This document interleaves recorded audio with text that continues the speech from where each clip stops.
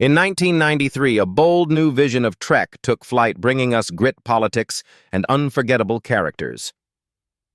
Now, over 3 decades later, the Bajoran sector looks very different.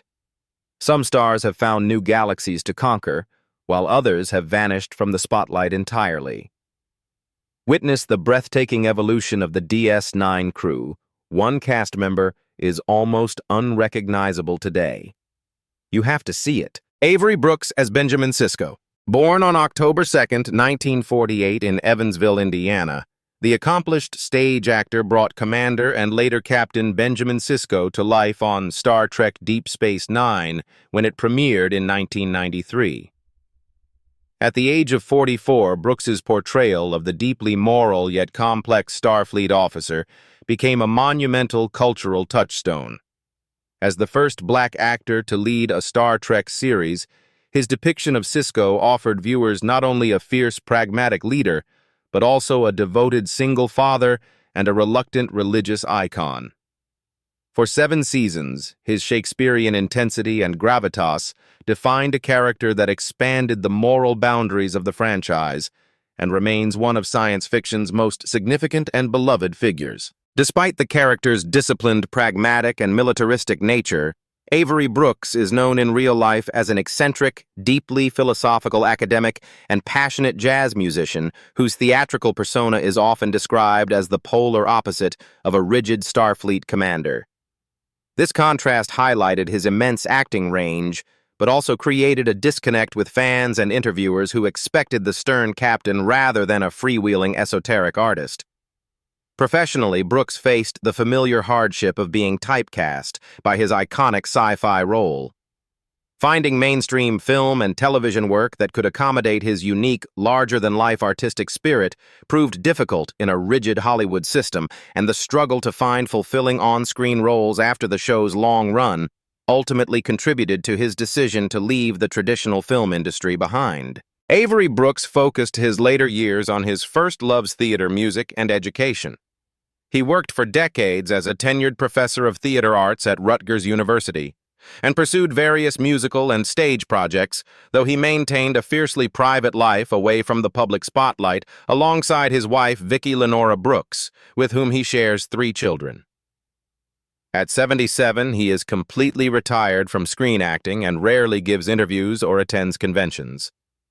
His departure from the industry is so absolute that he even declined to reprise his role for recent franchise entries like 2026's Star Trek Starfleet Academy, choosing instead to enjoy a quiet, reclusive life while letting his legendary body of work speak for itself. Michael Dorn as Worf. Born on December 9, 1952 in Luling, Texas, Michael Dorn first brought Worf to life on Star Trek The Next Generation before joining the cast of the 1993 spin-off Star Trek Deep Space Nine in its 4th season. At the age of 34, Dorn's portrayal of the fierce and honorable Klingon warrior became a cultural touchstone, breaking ground as the franchise's first Klingon main character. His performance offered audiences a rich, nuanced exploration of an alien culture that was once depicted purely as an enemy. Across multiple series and feature films, his commanding presence defined a character that remains a massive fan favorite, ultimately making Dorn the actor with the most episode appearances in Star Trek franchise history. Despite the character's gruff, aggressive, and highly stoic warrior nature, Michael Dorn is known by those who know him to be the polar opposite: soft-spoken, incredibly charming, laid-back, and a humorous intellect. This stark contrast was a significant part of his professional journey, as transforming into the rigid Klingon was a distinct acting challenge. His career was also marked by unique hardships. The grueling hours spent under heavy prosthetics and makeup took a physical toll, causing extreme discomfort and skin issues over his many years on set. Professionally, Dorn faced the heavy burden of being typecast. His distinctive booming voice and iconic status as an alien warrior meant he was frequently relegated to voice acting or tough guy roles, making it distinctly difficult for him to find diverse mainstream live-action work outside the sci-fi genre. Additionally, he spent years unsuccessfully pitching a Worf-centric spin-off show, dealing with the recurring professional disappointment of studio rejections. Michael Dorn continued to work steadily, building a prolific career in voice acting for decades by lending his resonant voice to numerous video games and animated series like Gargoyles, Cow and Chicken, and Fallout. Off-screen, he is an avid aviation enthusiast and highly accomplished pilot who has owned and flown several military jets. He also adopted a vegan lifestyle following a successful battle with early-stage prostate cancer in 2012. In 2023, he made a triumphant live-action return to his legendary role, playing a more pacifistic, zen-like Worf in the acclaimed third season of Star Trek Picard.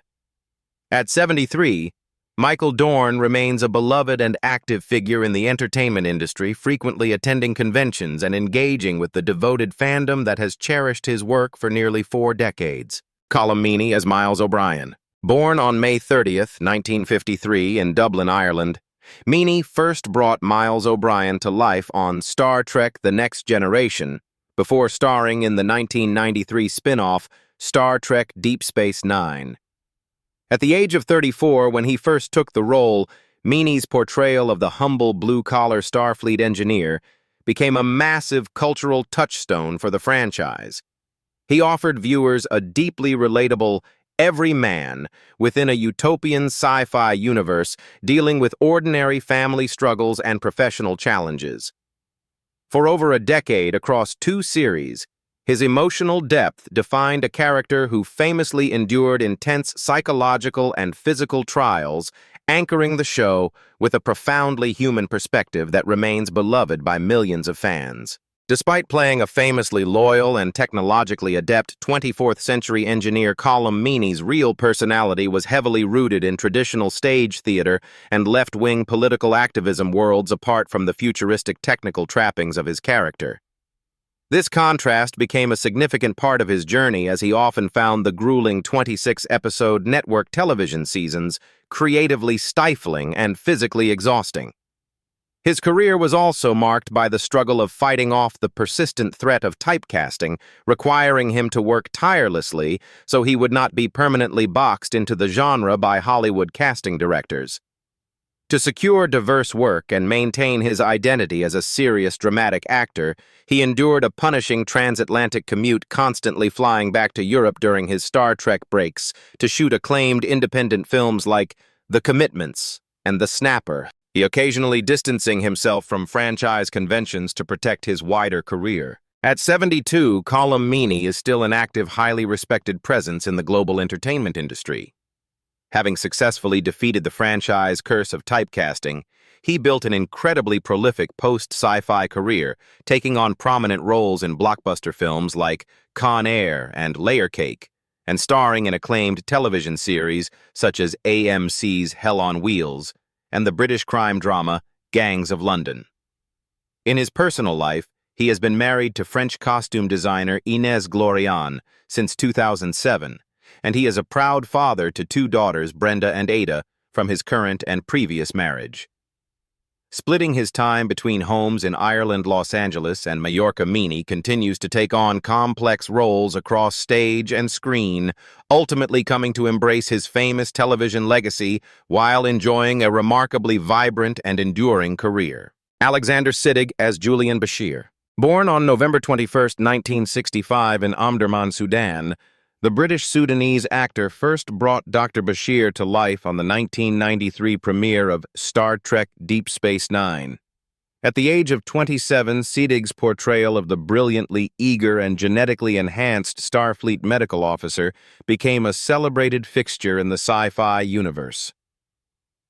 His character offered a compelling long-term arc from a naive, over-enthusiastic frontier doctor to a deeply complex and morally challenged operative, making Bashir a fan favorite whose deep friendship with Chief Miles O'Brien remains one of television's most beloved and culturally impactful on-screen partnerships.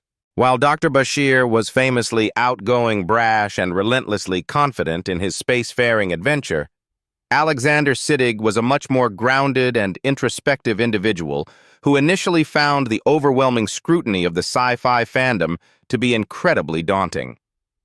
This contrast was only part of his behind-the-scenes journey. Early in the show's run, he struggled with the entertainment industry's inability to properly process his heritage. Originally credited under a shortened version of his birth name, Siddig El Fadil, he eventually changed his stage name to Alexander Siddig during the show to avoid confusing casting directors and audiences. After the series ended, he faced the notorious Star Trek typecasting curse, which was further complicated by an industry that frequently stereotyped Middle Eastern and North African actors. Especially in the post-9/11 era, Siddig had to navigate significant professional hurdles, actively pushing back against playing one-dimensional terrorists in order to find nuanced, meaningful work. Alexander Siddig continued to build a prolific and respected career in both television and film, deliberately choosing diverse and challenging parts. He famously married his Deep Space Nine co-star Nana Visitor in 1997, with whom he shares a son before the couple divorced in 2001. Over the decades, he secured prominent roles in acclaimed projects like the films Syriana and Kingdom of Heaven, as well as hit series such as 24 The Game of Thrones, The Gotham, and Foundation. At 60, he remains highly active in the entertainment industry, celebrated by fans for his enduring legacy in the Star Trek universe and his impressive multifaceted career across global cinema and television. Nana Visitor as Kira Nerys. Born Nana Tucker on July 26, 1957 in New York City.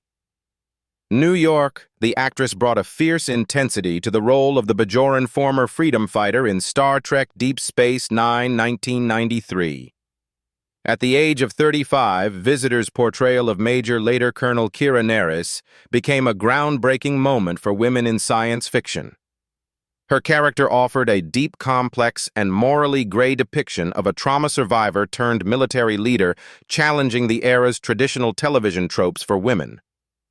For 7 seasons, Kira's determination, political maneuvering, and spiritual journey made her one of the most compelling and fully realized characters in the Star Trek universe, standing as a trailblazer for future female leads. Despite her character's hardened, militant, and combative nature, Visitor's real-life background was rooted in ballet and musical theater, making her the polar opposite of the battle-scarred Kira. Finding the physical and emotional center of such an aggressive character was initially a daunting challenge. Furthermore, she faced significant pushback during the show's early days from fans and industry figures who felt she was playing the role too tough or like a man, though she steadfastly refused to soften the character's post-traumatic reality. Professionally, her time on the show was marked by the struggle of being heavily typecast in the sci-fi genre. In the 1990s, committing to a science fiction series was often viewed as a potential career killer for mainstream actors, and after the show concluded, she experienced difficulty securing diverse roles outside of the genre's shadow. Nana Visitor persevered through these hardships, continuing to work steadily in television, film, and theater over the ensuing decades. She found mainstream success, starring as John Ritter on the drama series Wildfire from 2005 to 2008, and appeared in films like the 2009 remake of Friday the 13th. In her personal life, her real-life pregnancy with her son by her then-husband and co-star Alexander Siddig was famously written into the show. She later married Matthew Rimmer in 2003. Expanding her legacy beyond acting, she recently authored the 2024 book, Open a Channel, A Woman's Trek, which explores the history, struggles, and impact of women in the Star Trek franchise. At 68, Visitor remains an active and beloved figure in the community, regularly appearing at fan conventions and reflecting proudly on the path she paved for modern television heroines. Armin Shimerman as Quark. Born on November 5, 1949 in Lakewood, New Jersey, the versatile actor first brought the iconic Ferengi bartender to life when Star Trek Deep Space Nine premiered in 1993. At the age of 43, Shimerman's portrayal of Quark became a defining element of the series, offering a nuanced look at capitalism, greed, and morality within the utopian Star Trek universe. For 7 seasons, his incredible ability to project profound emotion through heavy prosthetics turned what could have been a one-dimensional comic relief character into a deeply complex, beloved cultural touchstone, single-handedly redeeming the Ferengi species in the eyes of the global fandom. Despite the character's relentless greed and self-serving nature, Armin Shimerman is widely known as a generous, mild-mannered intellectual and a classically trained Shakespearean actor, a stark contrast to the profit-obsessed Quark. Taking on the role came with profound physical and professional challenges. The grueling multi-hour daily makeup process required to apply the restrictive Ferengi headpiece was physically exhausting and notoriously uncomfortable. Furthermore, his career was marked by the hurdle of science fiction typecasting. Being so heavily associated with an alien species under layers of latex made it difficult for some casting directors to envision him in mainstream dramatic roles after the series concluded, requiring him to fight for visibility outside of the genre. Shimerman persevered, carving out a prolific and diverse career in television voice acting and literature. He memorably played the strict Principal Snyder on Buffy the Vampire Slayer and became an acclaimed voice actor in the video game industry, lending his voice to iconic characters like Andrew Ryan in BioShock and Dr. Nefarious in the Ratchet & Clank franchise. Alongside his acting career, he became a dedicated Shakespearean teacher, co-founding the Antaeus Theater Company in Los Angeles, and authored the Illyria series of historical fiction novels. He has been married to actress Kitty Swink since 1981, and the couple remains highly active in charitable causes, particularly raising awareness and funds for pancreatic cancer research. At 76, Shimerman continues to engage with the devoted Star Trek fan base, celebrated not just as a sci-fi legend, but as a distinguished actor, author, and scholar. Terry Farrell as Jadzia Dax, born on November 19, 1963, in Cedar Rapids, Iowa. Teresa Lee Terry Farrell began her career as a fashion model in New York before transitioning to television. At the age of 29, Farrell took on the role of Jadzia Dax, the brilliant Trill science officer in the 1993 series Star Trek Deep Space Nine. Her portrayal of a young woman carrying the memories, personalities, and lifetimes of 7 previous hosts became a monumental cultural touchstone. Jadzia was celebrated as a strong, action-oriented female lead whose storylines offered pioneering allegories for LGBTQ+ representation and gender fluidity, resonating deeply with fans and cementing the character as a groundbreaking sci-fi icon. Despite playing a serene, remarkably confident character who effortlessly navigated centuries of accumulated wisdom, Terry Farrell's real experience behind the scenes was fraught with self-doubt and anxiety. Early on, she struggled intensely to memorize the show's complex technobabble, losing sleep and battling a severe lack of confidence over fears she would be fired. Her professional hardships also extended to a deeply toxic work environment. She later revealed she faced constant misogynistic comments about her body from executive producer Rick Berman. Overwhelmed by the punishing schedule and workplace hostility, she requested a reduced role for the 7th season, but negotiations failed, resulting in her character being abruptly killed off. Farrell later found a starring role on the hit sitcom Becker, but she endured another professional blow when she was unexpectedly fired and replaced after the show's 4th season. The frustration of these abrupt dismissals and the difficulty finding work that accommodated a healthy personal life ultimately contributed to her stepping away from mainstream acting. Following her departure from Becker, Terry Farrell largely left Hollywood behind to focus on her personal life. She officially retired from acting in 2002 after marrying Brian Baker, known as the Sprint cell phone spokesperson with whom she had a son before their divorce in 2015. She later married Adam Nimoy, the documentary filmmaker and son of Star Trek legend Leonard Nimoy, in 2018, though that marriage ultimately ended in divorce as well. Today, she remains a beloved and active figure in the Star Trek community, regularly attending conventions to interact with the fans who cherish her legacy. At 62, she continues to enjoy a quiet private life in retirement, proudly remembered for her historic contribution to the science fiction genre. Nicole de Boer as Ezri Dax. Born on December 20th, 1970, in Toronto, Ontario, Canada, the actress took on the daunting task of replacing a beloved main cast member on the hit sci-fi series Star Trek Deep Space Nine. At the age of 27, de Boer's portrayal of the unprepared and confused Trill's symbiont host became a fascinating addition to the show's final season. Her character's success lay in her unique and deeply emotional arc. Navigating intense identity struggles and serving as an allegory for transition, Ezri Dax resonated profoundly with fans, particularly within the LGBTQ+ community, leaving a lasting cultural impact as a nuanced depiction of self-discovery and acceptance. While Ezri Dax was characterized by severe self-doubt, a lack of preparation, and overwhelming panic over her sudden symbiosis, Nicole de Boer's real-life personality was described by castmates as upbeat, energetic, and a much-needed breath of fresh air. Arriving on a set where the veteran cast was exhausted from 6 years of grueling schedules, the starry-eyed and enthusiastic de Boer was a sharp contrast to her deeply conflicted on-screen counterpart. Despite her positive attitude, de Boer's career was not without its hardships. She faced the notorious Star Trek typecasting curse, finding herself largely confined to the sci-fi and thriller genres. She also endured the sting of sudden television cancellations. Shortly after her Deep Space Nine run, she took the lead in the Canadian sitcom Dooley Gardens, which was derailed by a writer's strike and swiftly canceled after only a handful of episodes, causing it to vanish into near obscurity.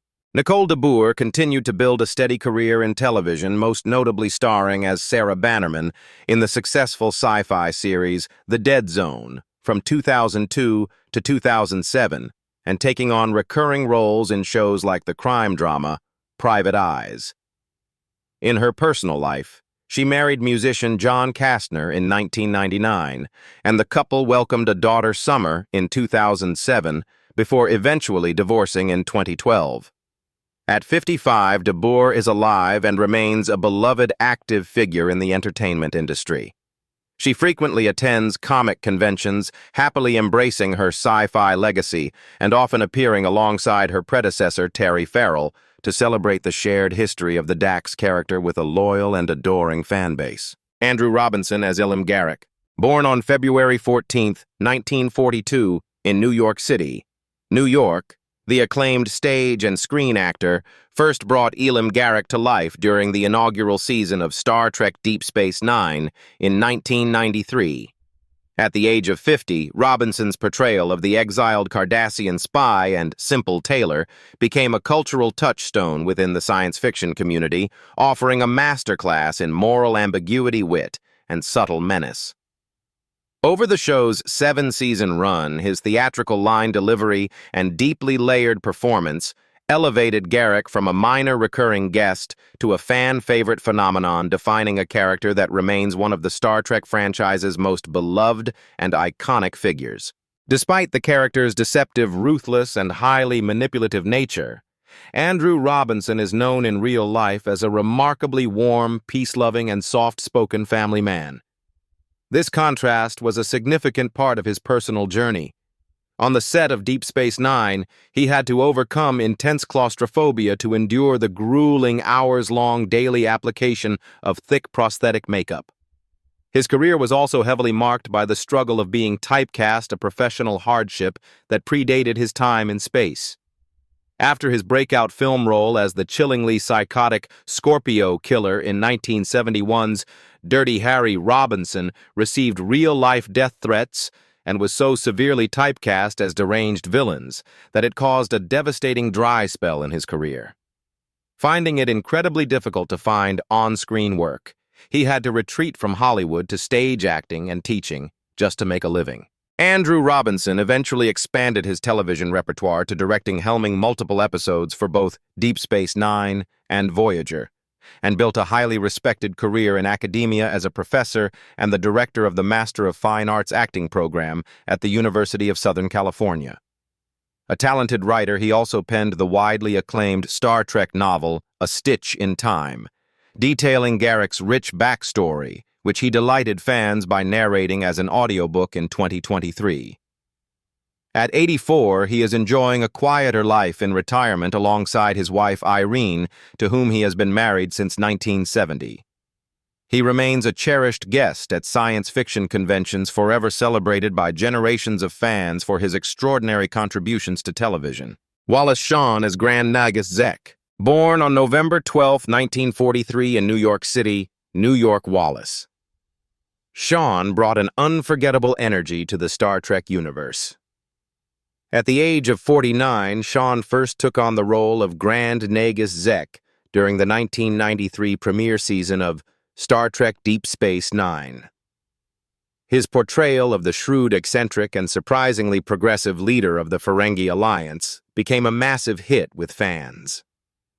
Through his brilliant comedic timing and expressive performance under heavy prosthetics, Shawn's character played a pivotal role in transforming the Ferengi from one-dimensional antagonists into a complex, entertaining, and culturally rich alien species that left a lasting impact on the sci-fi franchise. Despite playing a character entirely consumed by unbridled greed and cutthroat capitalism, Wallace Shawn's real-life personality is the polar opposite of the Ferengi leader.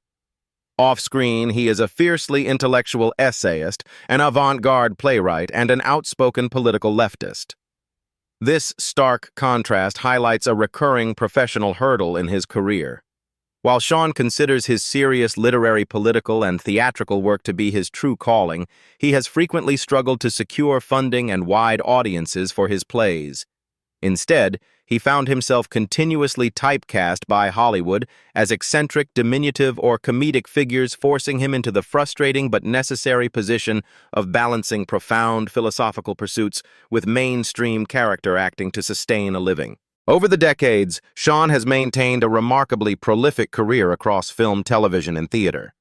He reached entirely new generations by voicing Rex in the beloved Toy Story franchise and appearing in recurring roles on popular shows like Gossip Girl and Young Sheldon. Alongside his mainstream success, he has continued to publish essays and stage thought-provoking plays with the support of his longtime partner, fiction writer Deborah Eisenberg. At 82, he remains an active and revered figure in the entertainment industry, successfully balancing his enduring legacy as a pop culture icon with his lifelong dedication to serious literature and political discourse. Iggy Pop as Yelgren. Born James Newell Osterberg, Jr. on April 21, 1947 in Muskegon, Michigan, the pioneering musician and actor stepped into the Star Trek Deep Space Nine universe to bring the Vorta clone Yelgren to life. At the age of 50, Pop's portrayal of the irritable, deadpan alien negotiator in the classic episode The Magnificent Ferengi became a massive hit with viewers. His dry comedic timing offered a hilarious counterweight to the chaotic Ferengi characters, turning a single guest appearance into a cultural touchstone within the sci-fi community that is consistently ranked as one of the franchise's greatest and most memorable cameos. Despite the character's famously restrained, rigid, and strictly bureaucratic nature, Iggy Pop's real personality is legendary for being the exact opposite. Universally known as the godfather of punk, Pop is famous for his wildly extroverted, frenetic, bare-chested, and often physically dangerous stage performances. Transitioning into acting brought its own set of professional hardships. He struggled with the difficulty of being typecast as a rock star novelty act, which frequently resulted in him being relegated to playing eccentric oddballs, twisted villains, or edgy musicians, rather than securing nuanced, dramatic roles. This acting struggle mirrored his earlier grueling hardships in the music industry, which included severe bouts of poverty, intense battles with drug addiction, and the devastating initial commercial failure of his band, The Stooges, before his career was ultimately salvaged. Iggy Pop successfully continued to juggle his music and acting careers for decades, appearing in cult classic films like Coffee and Cigarettes, Cry Baby, and The Dead Don't Die. Finding peace and stability after his tumultuous youth, he adopted a much healthier lifestyle, marrying his longtime partner Nina Alu in 2008, and sharing his expansive musical knowledge as a beloved host on BBC Radio 6 Music. At 79, he remains an enduring rock icon and active performer, continuing to release critically praised music and firmly standing as a revered elder statesman of punk who defied the odds to outlast nearly all of his peers. James Darren as Vic Fontaine. Born on June 8, 1936 in Philadelphia, Pennsylvania, the multifaceted entertainer had already enjoyed a storied career before stepping onto the promenade. At the age of 61, Darren's portrayal of the suave, insightful 1960s holographic Vegas lounge singer became an unexpected but vital cultural touchstone for Star Trek Deep Space Nine. His character, Vic Fontaine, offered a uniquely humanizing depiction of warmth and wisdom, providing emotional counseling and morale boosting to the crew during the grim, war-torn later seasons of the series. For the show's final 2 seasons, his musical charm and empathetic ear defined a character that remains one of the franchise's most beloved and unique figures. Despite the character's effortlessly cool, unflappable nature and deep comfort in his own skin, as an extroverted entertainer, James Darren was far more self-critical and anxious about his career image. While Vic Fontaine loved nothing more than singing, Darren had actively avoided his musical talents for decades, famously turning down the Star Trek role 3 times because he feared playing a lounge singer was too on the nose and lacked depth. This hesitation mirrored a larger professional struggle. For much of his career, Darren battled the curse of being typecast. After skyrocketing to fame as a clean-cut teen idol in the Gidget films of the late 1950s, he found it intensely difficult to find serious work as a dramatic actor. When satisfying acting roles eventually dried up, he was forced to step away from acting and transition behind the camera, finding steady work directing episodes of series like Beverly Hills, 90,210, and Melrose Place, to overcome the professional sting of Hollywood's limiting expectations. James Darren eventually re-embraced his musical roots, profoundly inspired by his resurgence on Deep Space Nine, and successfully released a jazz album of the songs he performed on the show. He spent his later years enjoying a quiet life alongside his wife of over 60 years, former Miss Denmark Evie Norland, and remained a beloved fixture at Star Trek conventions. Darren passed away in his sleep at Cedars-Sinai Medical Center in Los Angeles on September 2nd. 2024, at the age of 88, from congestive heart failure related to aortic valve issues. His death occurred after his doctors distressingly determined he was too weak to undergo a necessary valve replacement surgery, a sad end that was followed by an outpouring of mourning from the Star Trek community and fans of his long-spanning career. As we watch the familiar faces of Deep Space Nine age, we're reminded that while time moves forward like a non-linear prophet, the impact of these characters remains eternal. They weren't just actors. They were the heart of a station that taught us about faith, war, and humanity. Which transformation surprised you the most today? Share your favorite Cisco or Kira memory in the comments below and subscribe for more galactic nostalgia.